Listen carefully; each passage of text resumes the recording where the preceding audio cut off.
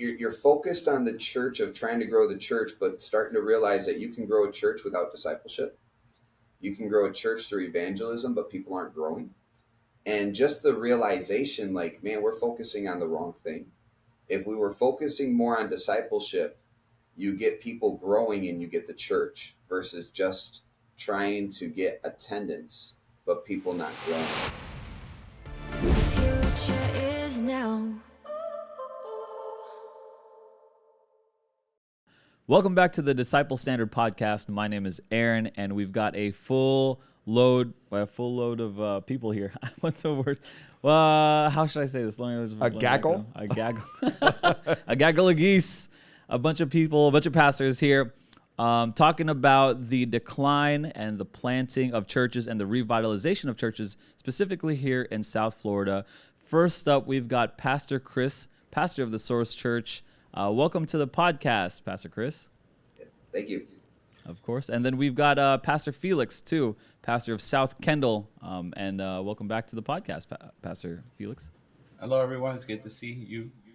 All right. And then we've got Pastor Scott, Mr. Multiply himself. We'll be hearing a lot about from each of these. But let's start off with the newbie here. Pastor Chris, for those of us who don't know who you are, what made you be a pastor? And give us a little bit of your experience in revitalization. I know that you were in Holland, and then church planting, and how that's different here in South Florida. Yeah, I mean, I won't go into my full calling into ministry story because that's rather long, but just had kind of a supernatural experience with a homeless man that really I felt God propelling me and compelling me into ministry. But even before that, I wanted to see people saved. You know, I didn't want to see teenagers make the same mistakes I made as a kid before I knew Jesus. And so that kind of started me down the road of ministry and ministering to others, teaching them the Bible to show them Jesus, because I believe Jesus could transform their lives. And then ended up pastoring a church out of Holland, Michigan, right after seminary. And that was a very different experience because that was in the Bible Belt. And so people there, even though people were becoming saved, the church was growing, they were really looking for an administrative pastor, somebody who was great with administrative skills, could preach the word. And I found over that course of period that my gifting was in evangelism. I had a stronger desire to see people saved than for people to grow. I want to see people grow. I love them to take their next steps.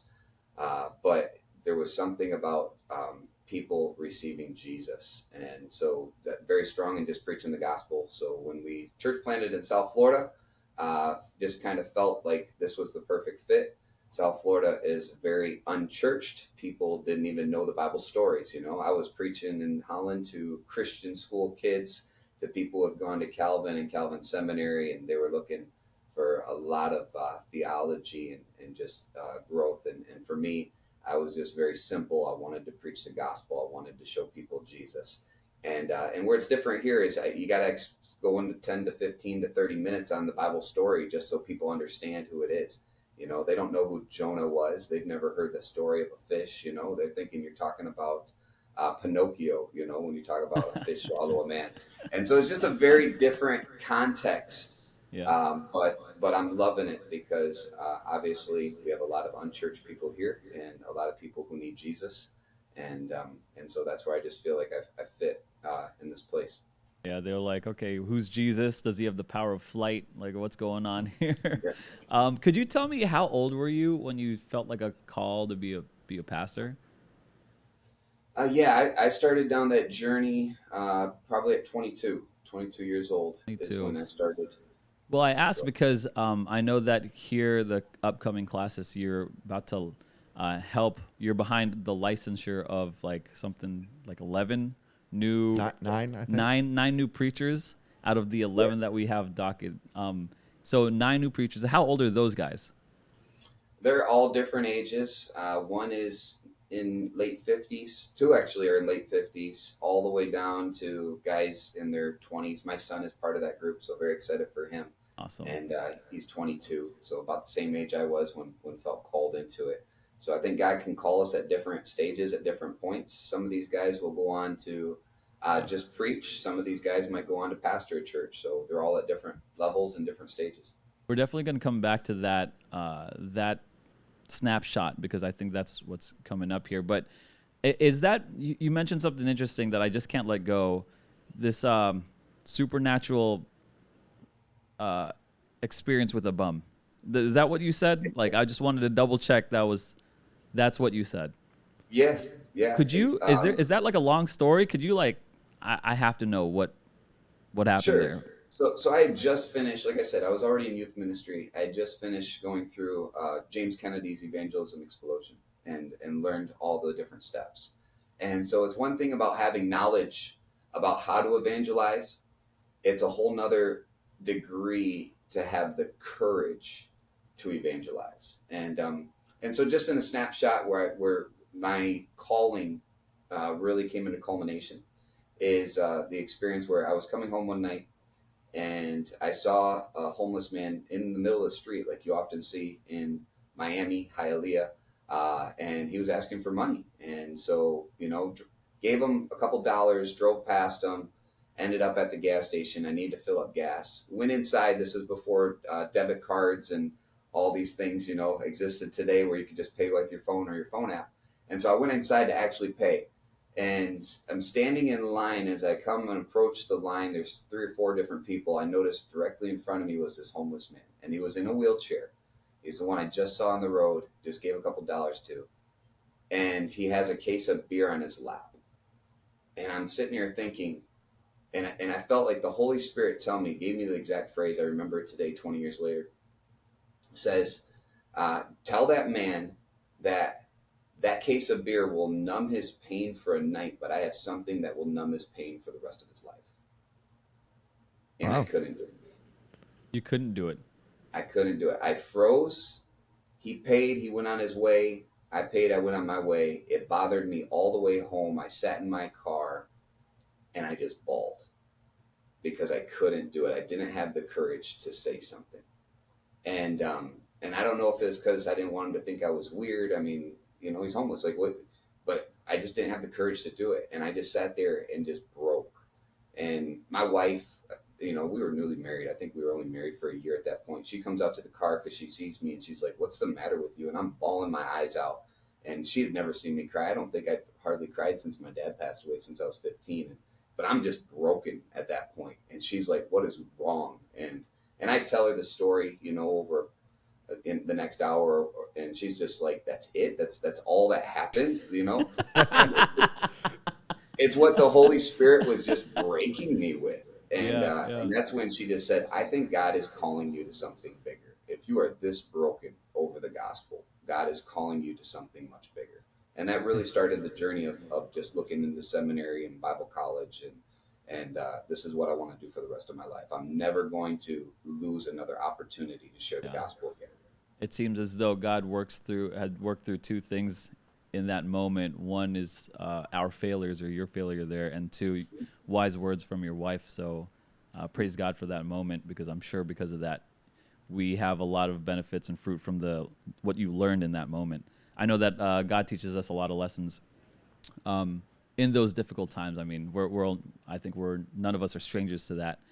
But thanks for sharing that story. I had no idea. I thought it was like a magic bum or something. I don't know what you were going to go with that. But I appreciate that. That's fascinating. Pastor Felix, Pastor Chris detailed the difference between like administrative in a revitalization, or like at least moving into a established church in Holland, versus just kind of evangelizing and being on this the steamroller of evangelism as a church planter. I know that in our past conversation, in our past episode, this is what you really were on. You were talking to me about a kid that you met on the beach, and that you still have this heart for evangelism, and how that carries over into an established church, because you had it reversed, right? You went church planting and then into an established church, and you took that DNA that you learned or adopted into an established church.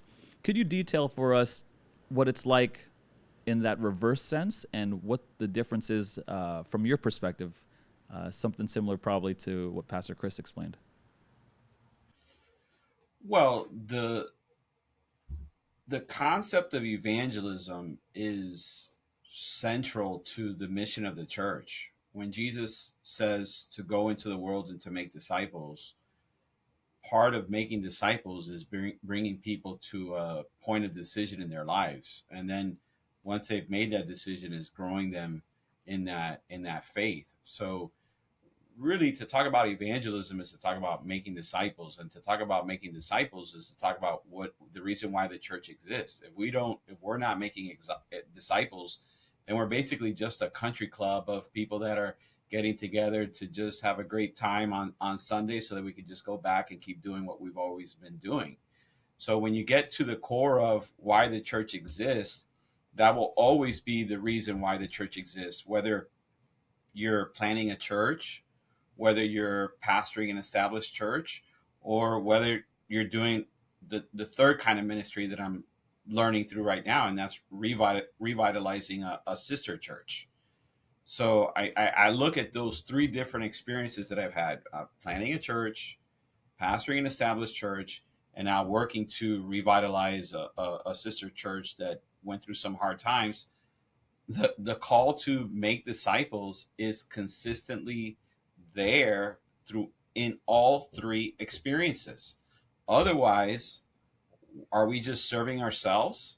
Otherwise, are we just doing this to grow our following on YouTube, or are we doing this to grow the following of Jesus Christ? Yeah, I think that's an interesting question, which I'll get to.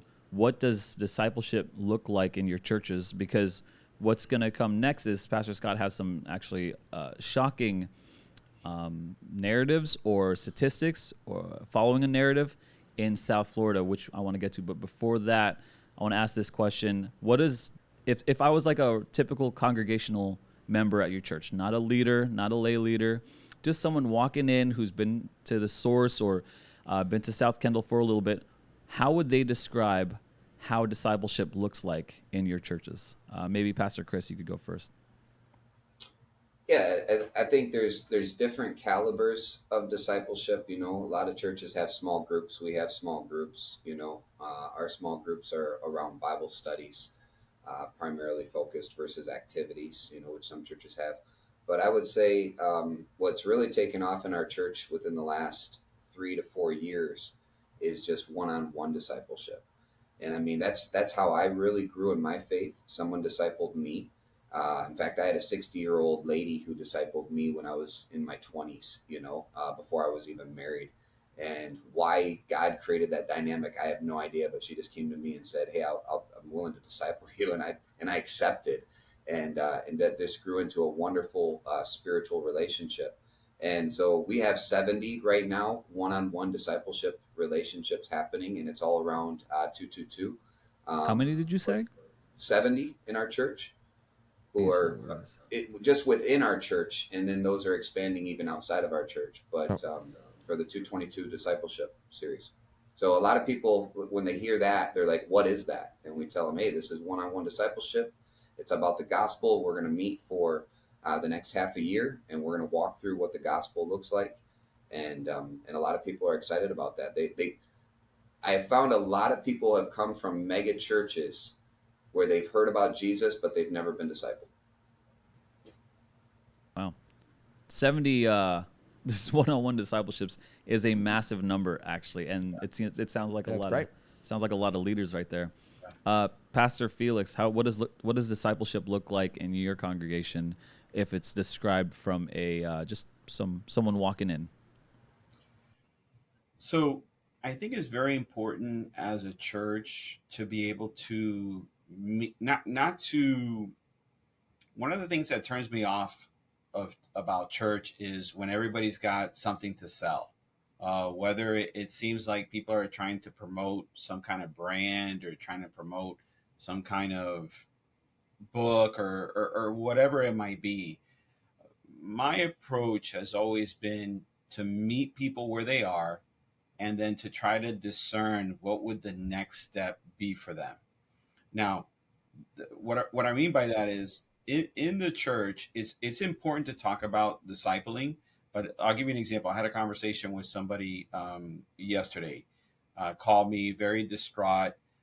They're reaching out to somebody in our church, but it doesn't seem like it's going anywhere. The person is kind of, stuck in some kind of grieving mode, and I had to stop the person from like basically giving up by providing a context for them.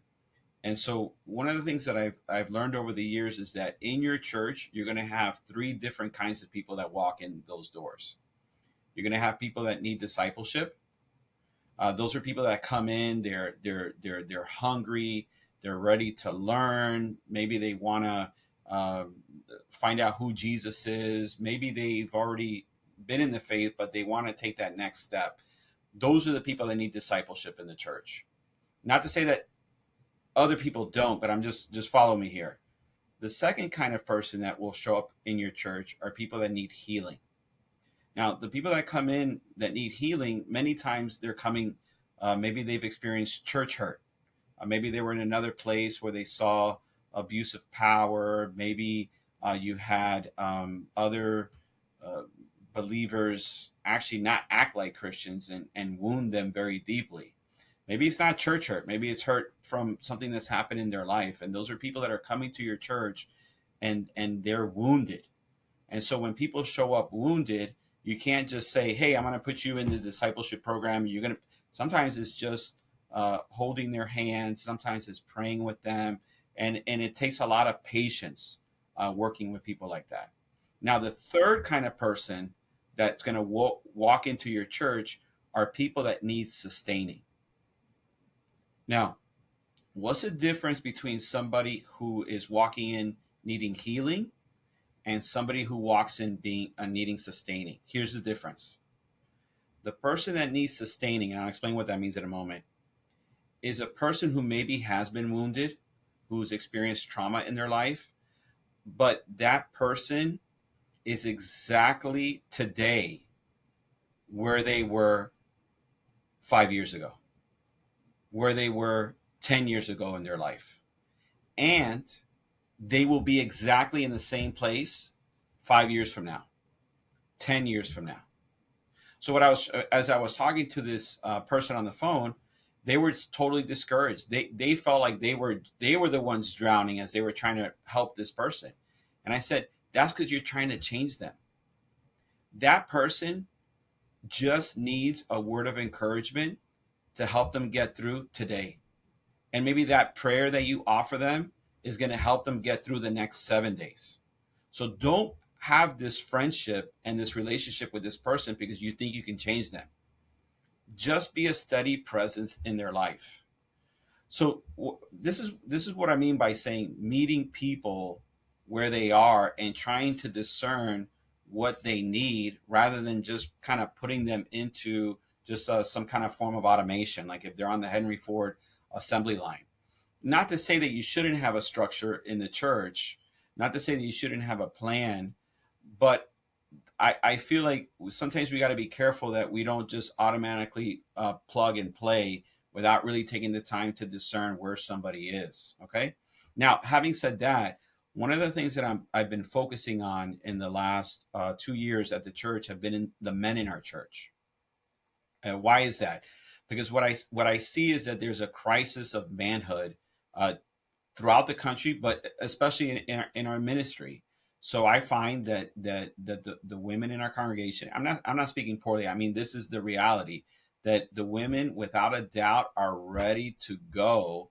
Whereas I find men today are a little bit more passive when it comes to the things of God. So what I've been trying to do is focus on the men of the church. One thing that we've been going through is the disciplines of a godly man. And so we meet once a month. We talk about what that particular chapter is. And then I have subgroups that meet. So there's teams of 3 that then they meet together, they pray with each other, they share something that God has been teaching them, something that they need prayer for, something that they want to praise God for. And so we have like these mini cell groups that are growing.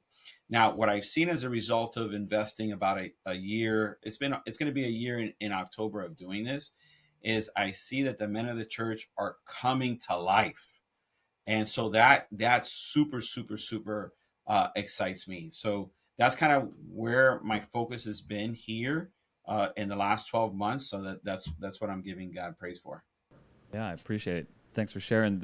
Because of your efforts and Pastor Chris's and pastors across Florida, we've started to see a trend change in Florida. Scott has some interesting data on the trajectory of our churches, or at least in the past in Florida, and how it was on the decline. He'll pull that up more, and how we see a kind of turnaround because of efforts like your guys in discipleship, meeting people where they are for the last 2 years or 3 to 4 years with Pastor Chris. So yeah, Scott, maybe you have some slides you'd like to share with us, and then we could build to something greater. Okay. Well, I'm glad both Chris and Felix are here, and love hearing their story too. But I kind of just want to tell the story of our Classis. So I first came to this Classis in 2004. I think, Felix, you were right around the same time. Yeah. When did you get here? Corner. Maybe 2005? Yeah. We've been together a long time. And Chris, when did you and Vivian move down here? We moved down August of 2013. Yeah, that's right. So you guys weren't here when we started talking about our Classis decline and a new Classis vision, but I think you guys have really lived into it. Yeah, Jake, I don't know if you can put the slides on the screen. Okay, there they are. I'm just going to, in a way, tell the story. Here's what happened. In 2009 and 2010, we recognized as a Classis that we were in a kind of decline. And we realized that if we didn't do anything, we were going to probably cease to exist. So we actually gathered up and we had a number of meetings where we tried to figure this out. And we finally decided that our vision would be to plant 20 churches, but that our main strategy, or the thing we were going to focus on, is raising up 40 leaders. And now just a little bit of background. So I'm putting on the screen now membership statistics for our denomination every 5 years since 1965. And you can see that the number of congregations grew, and then also the number of members grew from 1965 all the way till 1990. And I colored that in a little bit of green because that's when we hit our peak at just over 300,000 members. And then since the early 90s, we've been in a decline. So in 1995, we were down to 294. In 2000, we were down to 276. And in 2010, the denomination had lost like 50,000 members since the 1990s. So in 20 years, like a sixth of the denomination was gone. That's a pretty significant number, like 50,000 people. Well, our Classis was a part of that. In fact, I'm going to put just what happened since in the denomination so you can get a sense of what happened in the denomination as a whole. And then we'll talk about our Classis. But now if you go from 2010, we were at 262,000. You can see that each 5-year period, the decline kind of got worse, so to speak. So, yeah, we went down all the way now in 2025 to 183,000. So in 15 years, we've lost like 80,000 people. More. So 50,000 people to 2010, that was the decline we were starting to feel when we were gathering up for this Classis vision. The denomination has continued to have a pretty massive decline. So that's the backdrop. Here was kind of how things were working in Classis Southeast. We were growing until 1990 when we had the peak year at 17 congregations, 2,834 members. And then you can see from 1990 until 2010, those same 20 years, that we had lost, right around 600 people. And the truth was we were kind of looking forward and we're saying, well, this is actually building up a head of steam, so to speak. This is going to grow. Our decline is going to grow. So we realized we better think and we better do something. And anyway, let me just make sure I highlight this. In 2010, we had 24 congregations, and our membership was 2295. All right, here's what's interesting. By today, 2025, of those 24 churches, we've closed 16 of them. So there are only 8 churches that remain out of those 24 today. And if in 2010 you just count up how many members are in each of those churches, it represented 865 members. So if you look at the 2295 we have, that's a very significant portion of our congregations and of our members. And even though we set this new vision to raise up leaders and plant churches, we hit a low water mark in 2012 where we were down to just over 2,000 members. So our decline was continuing, but now our new vision was starting. And anyway, here's what's happened. In 2015, we had grown a little bit. We were steadying out. By 2020. We were continuing to lose all those churches, but we were adding churches as we go. In 2025, we have 21 churches, which means that there are 13 new churches that we've wound up adding to our classes by today, because there's only 8 that remain from 2010. And now just look at where our membership stands. Actually, not only did we arrest the trend line of decline, we've started getting things going in the opposite direction, and we're actually larger now than we were in 2010 when we set this vision. So if you can think about this, the membership was going down, the number of churches were going down, and if we hadn't taken stock and made a plan, we probably would have just gone down, down, down, down, and who knows whether our classes would even still exist. But then we had, as that was going down, we had this other, trend line where we started reversing things by raising up leaders and thinking about planting churches that caused our membership to grow. And thankfully, this new vision kind of took root. And anyway, I just wonder, Felix, you were there, you were a part of it. What do you remember, and what's your take on all this been? Well, I think we operated with confidence. We operated in faith. I think we were not driven by fear. But I think of that passage in Timothy where God's not given us a spirit of fear, but of power and of love and of a sound mind. And I really think those 3 things of power, love, and a sound mind were able to meet the moment, knowing that we were at a decision point. We could just sit back and let the Titanic sink, or we could go into activation mode. We could passively watch this unfold, or we could actively participate in the renovation and the restoration of our classes. That's what I remember.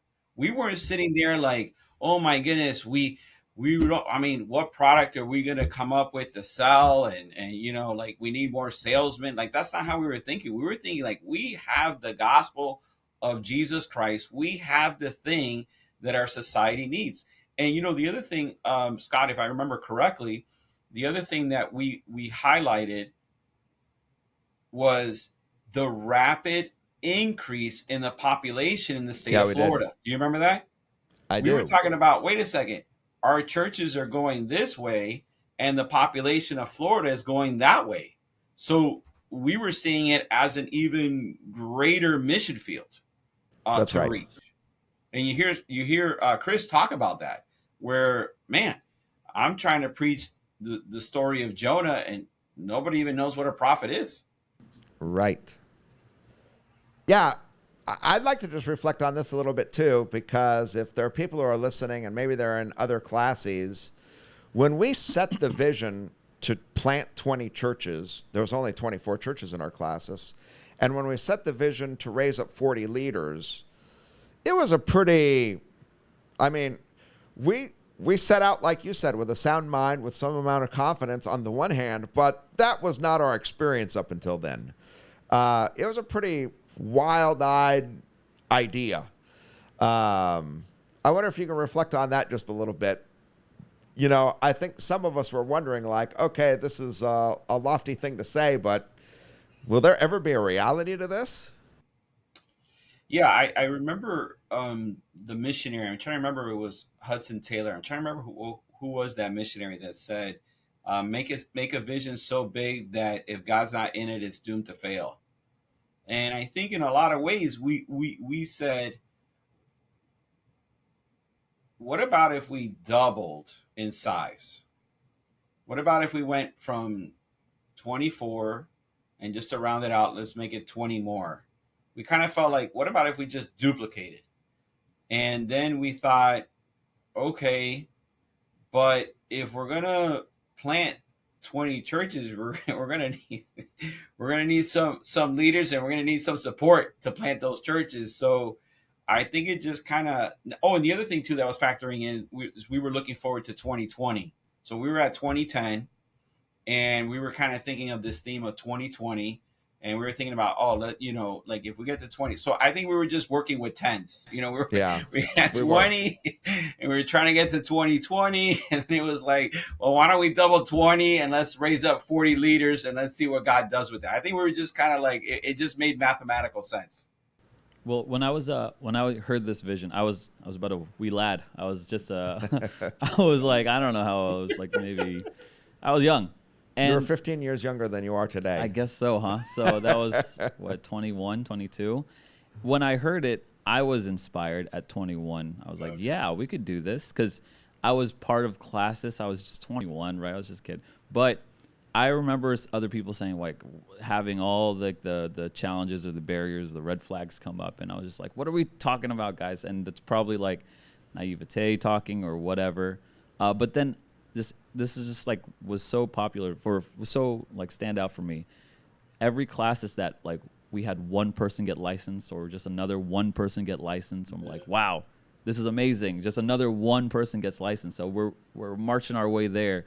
Now, like, I hear we're gonna have like 11 people licensed now. So it's like it was just like a steady growth and consistent, and it was just inspiring to see a new leader come up every time. And then one time we had like 3, and I was like, oh, we're knocking it out of the park. So that's what inspired me, was not just the vision of it, but the traction that we were getting, as I saw. Now, I think that's true. Once we decided this was where we were going to go, I think there was almost a peer pressure in our classes, where as pastors especially, we were challenging each other. Like, okay, who are you going to bring? And I do remember there were some churches that were kind of slow to join in, but eventually I think we've had 100% participation. Everyone's finally latched on. Yeah, good. Every single church is used to bringing people now, and I think it's just become a part of what we're doing. I want to ask Chris, because he did come in 2013. We had kind of gotten this vision up and going, and then he walked into it, but I feel like Chris and Vivi have probably embodied our class's vision as well as anybody. So I wonder if, I just wonder from your perspective, when you first came to our classes and you realized we had this vision, what was your experience of it? And what's been your take overall? Yeah, I think when I came in, you guys were already examining people for licensure to preach, which was pretty impressive for me, because I don't think I'd experienced many examinations at all in Holland classes. Maybe 1 or 2 over the 8-year period that I was there. And so Classis meetings were profoundly different. A lot of it was, we got done in 4 hours. Obviously, our Classis meetings are a little bit longer than 4 hours, and it was all administrative details, was how Classis were ran. And I'm not saying anything bad about them, but it was a very different experience to come in and to see examinations each time. And, kind of like monkey see, monkey do, I got tired of being the guy that wasn't bringing anybody. And it was like, well, wait a minute, I'm kind of competitive. I want to bring somebody too. And then when you're church planting, you're trying to grow the church. And there's a period of, I guess, you're focused on the church, of trying to grow the church, but starting to realize that you can grow a church without discipleship. You can grow a church through evangelism, but people aren't growing. And just the realization, like, man, we're focusing on the wrong thing. If we were focusing more on discipleship, you get people growing and you get the church, versus just trying to get attendance, but people not growing. And when we really started growing on discipleship and really focusing on that and figuring out what do we disciple people in, it's amazing. You get them to take their next steps. You don't even have to encourage them. You know, like the Holy Spirit does it. The Holy Spirit draws them. The Holy Spirit encourages them. The Holy Spirit, multiplies it. And so it's like they want to continue to grow. And so once we started investing in people like, hey, we want to train you, other people just kept catching on, and they're like, how do I get a part of that? You know, like I got people right now that are upset, like, hey, with the 9 that are coming, why aren't we part of that? And I'm like, well, you're going to have to go through the next round, you know? So people see it, it catches on, it catches fire. Now, I think that this is an important point to raise because, we're looking forward to this conference that we're going to host in November 8th through 11. And one of the things that we're thinking about doing is like, okay, we've got to tell our story of what's happened here. And at least this is my thought about putting together a plan for the denomination, that at the highest levels, we need to focus on discipling, and then we need to focus on leadership development in order that we can do church planting. And my overall thought is, can we as a denomination, there's 49 classes, so round up to 50. Can everyone adopt this vision of doing 40 exams in a decade? Now, Chris just mentioned this, in like the 8-year time he was in Classis Holland, there was a couple of exams. So 40 just sounds like a wild number. It was for us too. To do 40 was a wild number, and I think it really did change. Our Classis had been a Classis, like when I first got here, that was kind of administrative, like Chris said. We were focused on, I don't even know what the administrative tasks were, but we were focused on them. As we got this new vision for leadership development, it just changed the dynamic of the classes. And I think, to your point, you were excited by it. Chris talked about, man, I got here. I didn't want to be the only pastor not bringing people. He got excited by it. So it started creating a dynamic that I think snowballed over time. Is it wild? Is it out of pocket to say that it's wild for me to hear 2 examinations in 8 years? I mean, it's like I only know the last 15. This part of the Christian Reformed Church, part of it, right? So it just seems like, man, there might be other places where they're experiencing more examinations, but I think Classis Holland might be closer to the norm right now. Mm-hmm. So this new vision that we want to create for church planting, I think if every Classis did 40, that's 2,000 leaders over the next decade. I really am hoping that'll become something like what our vision is going to be. Yeah. We're going to focus on this strategy of raising up leaders and then let God do his work, because he calls us each to his place. But let's just, and we'll use the same definition of raising up leaders in our classes, an examination, whether it's licensure or a commissioned pastor or a minister of the word. Yeah. We want to have 40 different people. And I think if every classis, some may see that as a task too daunting, mm-hmm. A wall too high. But others may say, our classes, we're gonna do 20 probably this year. So our new number is, because we have this experience, our new number is going to be way higher than 40 when we think about what our classes will contribute to the overall denominational conversation. Part of me thinks that part of me thinks that this is going to be inspiring. Part of me thinks that, like, I think people can latch on to something like this. Yes. Like, this is something that is not daunting. I think the CRC and the pastors in it, the leadership, will look at this and be like, yeah, 100% we could do this easy. That's too small of a number. That's what I bet we'll hear. I'm glad that, everyone here is sort of like latched onto the fact that there was like this little inspirational factor. And I think our denomination as a whole needs that inspirational factor as well. And hopefully this can be a catalyst for it. Yeah. So, okay, I'd like to just turn the conversation a little. So if we put the slides back up, this is some of what we talked about all the way going back to 2010 with a little update as well. But we kind of took stock, where had we been? And in the 1950s and 1960s, our classes got started, there were, I call them the 8 founder churches that all got planted in the 50s and 60s. They were all, I don't know, at that time, what I'll just call like traditional Christian Reformed churches.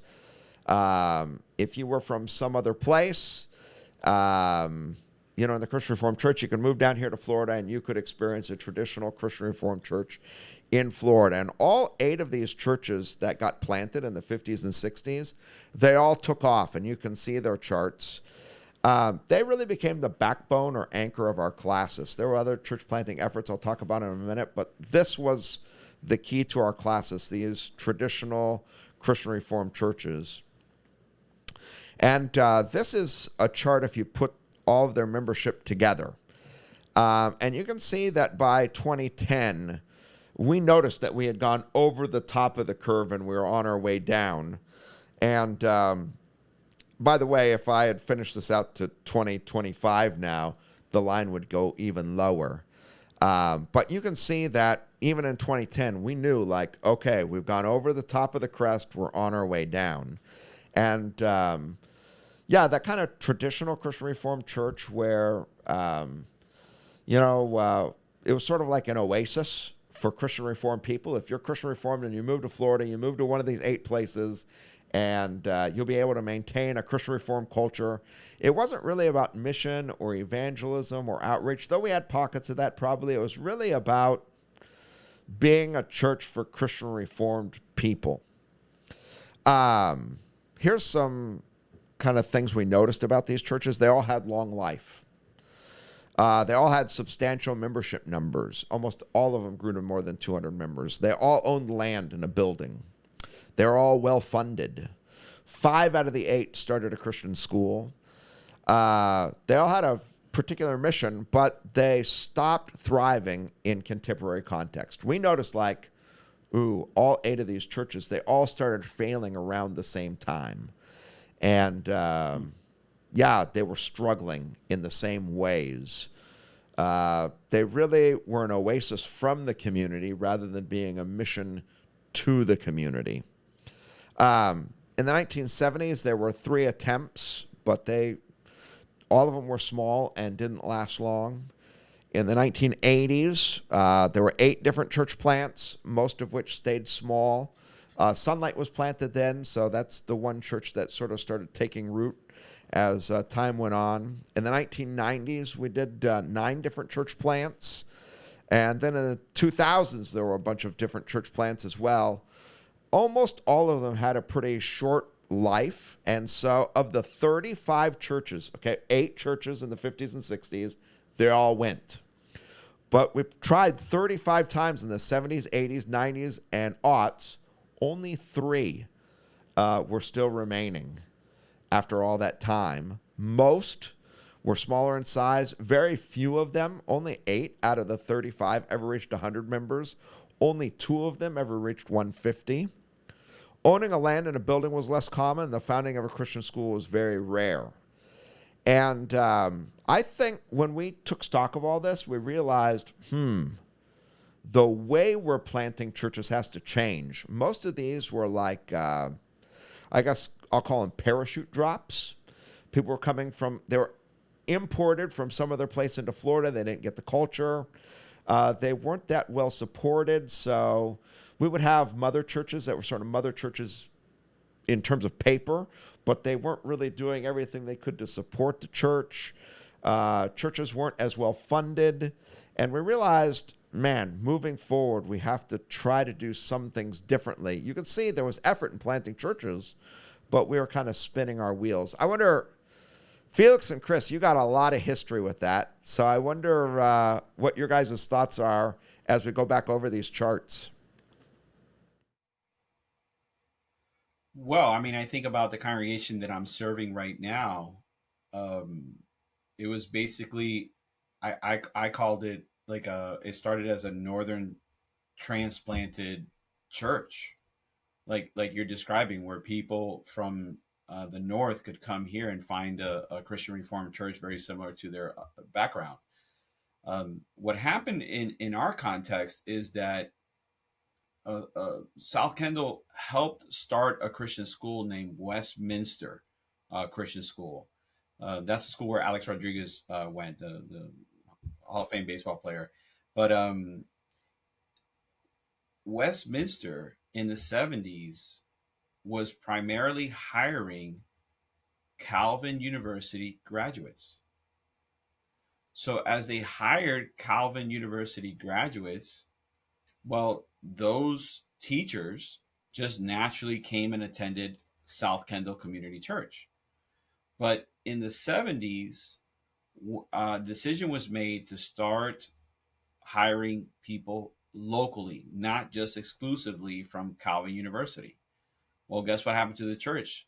They didn't have that flow of just Northern Dutch Christian Reformed people coming down here. So what happened to the church? It declined all the way down to about I think right up until the 90s to about four or five families. And they were one vote away from closing. And by God's grace, uh, they kept the doors open. And out of that came a renewed vision to not just be, like you said, an oasis from the community, but to be a mission to the community. And that radically revolutionized the mission and the ministry of the church. So That's good. that's what happened in the context that I'm in right now. Chris, what are your thoughts? Yeah, I think there's something very interesting to the formula that you put up, because there's aspects that I can see that has helped us to be successful. Even though we were a parachute drop, I had lived here before for a few years. My wife is from here, so I've been integrated into the culture, and so it was a lot. It was easier to become culturally focused for us. How do you relate to people? How do you bring them into the church? How do you preach the gospel to them, to be culturally relevant? And a lot of people, when they come to our church, they don't guess right off the bat that we're CRC. I had an interesting conversation with somebody recently who visited for the first time our church, and I said, "What camp do you put us in?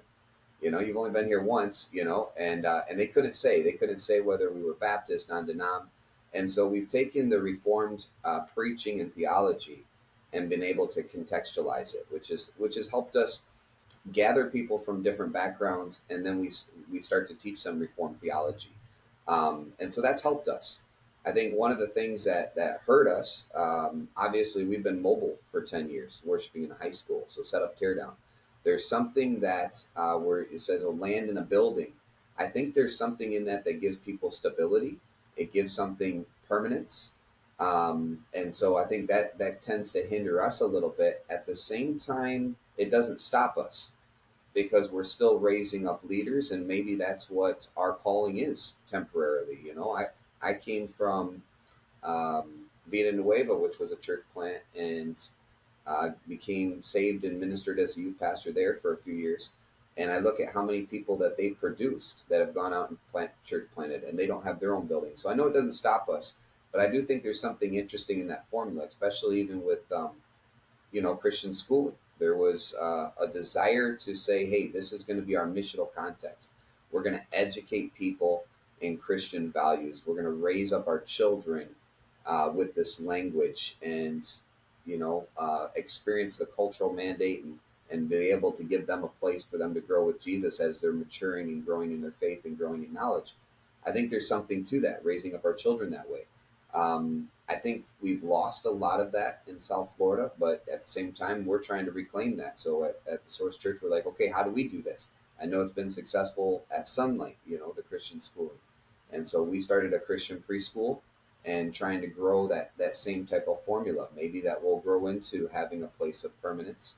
But we see people who are desiring to raise their kids in a certain way and send their kids here. And so now it's another avenue to say, how can we be involved in people's lives? How can we do life together?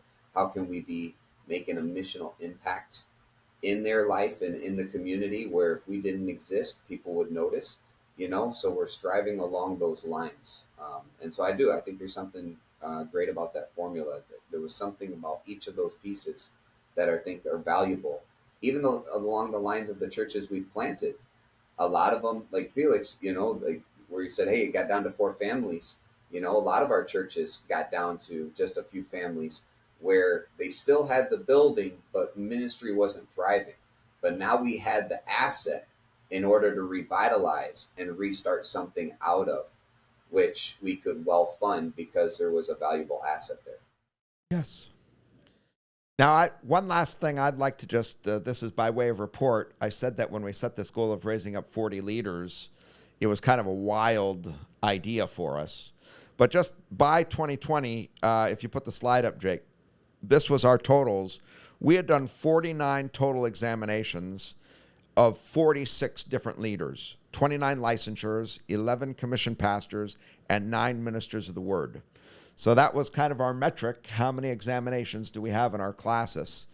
And yeah, I think we had this kind of like dynamic where there was a positive peer pressure. And now it's, we could probably do 40 people in 3 years. That's probably our new, our new reality, that as a Classis, we've built up that dynamic. But that's what I want to ask next, because I think Felix, Chris, Aaron, me, we've all been really working at raising up leaders. I guess maybe start with Chris, because we mentioned it earlier. You're bringing 9 different people for licensure just this Classis meeting, which is coming up next week. How'd that happen? What was, you mentioned, oh man, I was here a couple of years and I had to not be the odd guy out. I had to bring somebody. But now you've built up to where you can bring 9 people at a time.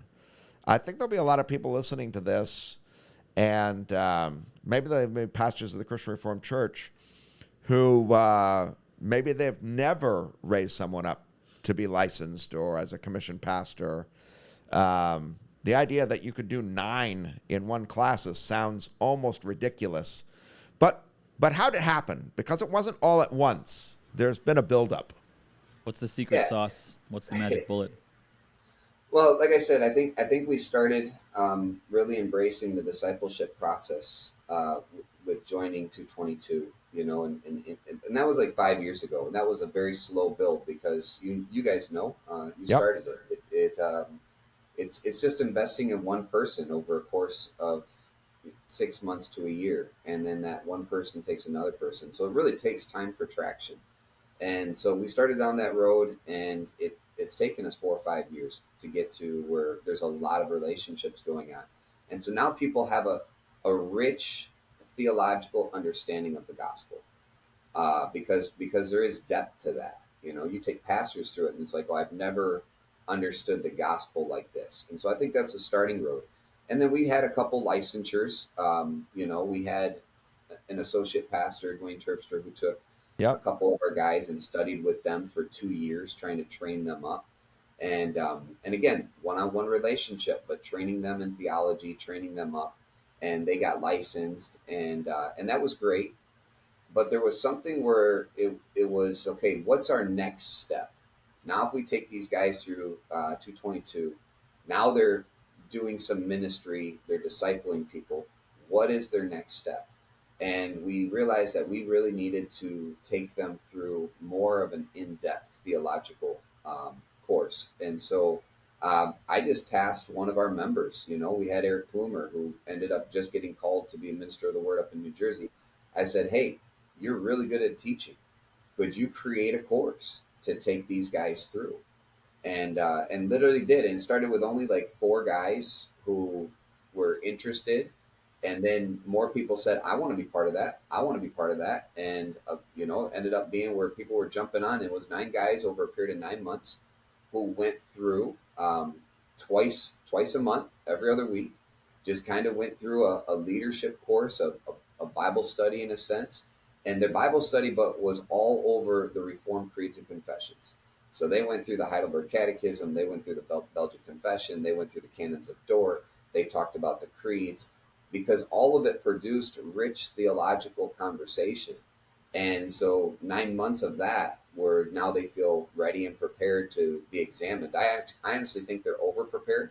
I think we've already prepared them for commission pastors if someone will Yeah, want to move which is on. great. But and then even at the end, I said, okay, the culmination of your exam is you're going to help tag team preach with me. So I'm going to give you some experience where you're getting on stage. I'm going to give you 1 point from the sermon, so you don't have the full sermon. It's kind of like spoon feeding these guys. I didn't want them overwhelmed, but each of them got up and preached a point, at all different stages over the summer. So it's been really good. And Felix, you've brought a lot of guys for examinations as well. Just talk a little bit about, your experience in that.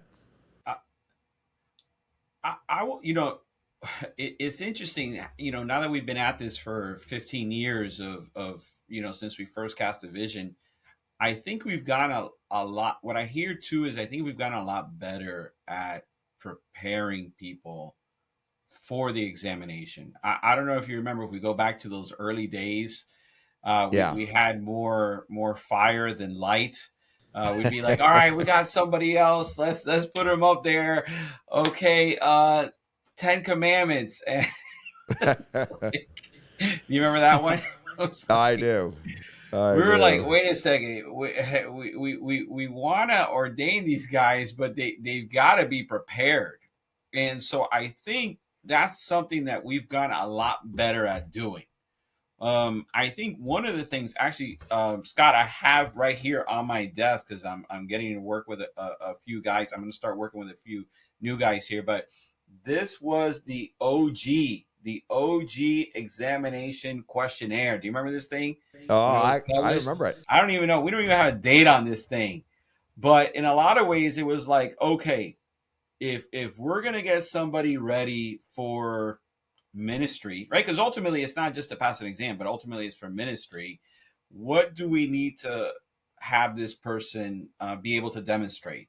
So just even having a guide of saying, hey, we're going to test you on this area of the knowledge of Scripture, of Reformed doctrine, of the standards of the church, of practical testimony. I mean, I've got about 4 or 5 pages here, so that you say, hey, how do I know this person is really ready to go through the exam and to be ready for ministry? Well, we have a template that people can go through.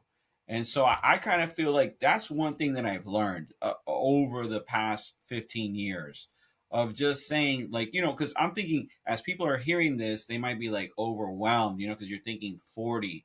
But what we're trying to communicate to you is, let's start with 1, and let's not rush the process. There's a snowball effect to this, that once you become the pioneer, you will inspire sister congregations to do the same thing. I mean, if you want, you can, we can share this with you. We've got the 222. You hear what Chris is doing. We all have our contextual way of doing this. But I do think the more you do it, the more effective you'll become at it. And as you become more effective in doing it, you'll actually be able to process and prepare and launch more leaders into the ministry because of it. Yeah, I'm glad you said that, and it brought back, walk down memory lane to remember that, all right, we're bringing people, but like, what should we be asking them? So we actually finally created a standardized document like, hey, everyone who's preparing someone, prepare them for this. And we had to define that and get better. And I think that's just like the way things work when you step out with a vision. You don't know how it's going to be accomplished or what God is going to cause you to do along the way. And so I think it's really, really good to just take your first step, even have some failures, and then be able to, make new plans, adjust, and then try again. Yeah. And anyway, I'm hoping that our story as a Classis, which clearly was in a massive decline, but we took stock, and what we've wound up doing has it didn't work all at once, like everyone's saying. There was like the snowball effect, but it's working. And we're hoping that this can at least, it's why we want to host this conference, is because we think that we have some experience that can be helpful for other classes. And if you want to join this conference, the Multiply Conference, the pre-conference starts November 8th. And the actual conference will start November 9 with a welcome party, November 10 and 11 with all the speakers and the breakouts. And it's really to capture a new vision for the CRC in the middle of this church decline, and what can God do through faithful and committed leaders that are inspired to raise new leaders for the next generation, to see churches planted, disciples made, leaders are growing and continuing the work of ministry. If you're interested in that, all the links are down in the description below. Please don't wait. Book and reserve your tickets today. They're filling up, and we're excited to see everyone there. I think when Scott is talking to people around the denomination, you're only hearing like extreme excitement for this thing, right? Because we all know there's such a need here, and we could all be excited about a unified vision. Links are down in the description. Pastor Chris, Pastor Felix, Pastor Scott, thanks for being on the Disciple Standard podcast, and we'll see you guys in the next video. Awesome. Thank you. Thank you, guys. Hey, guys, thanks. The future is now.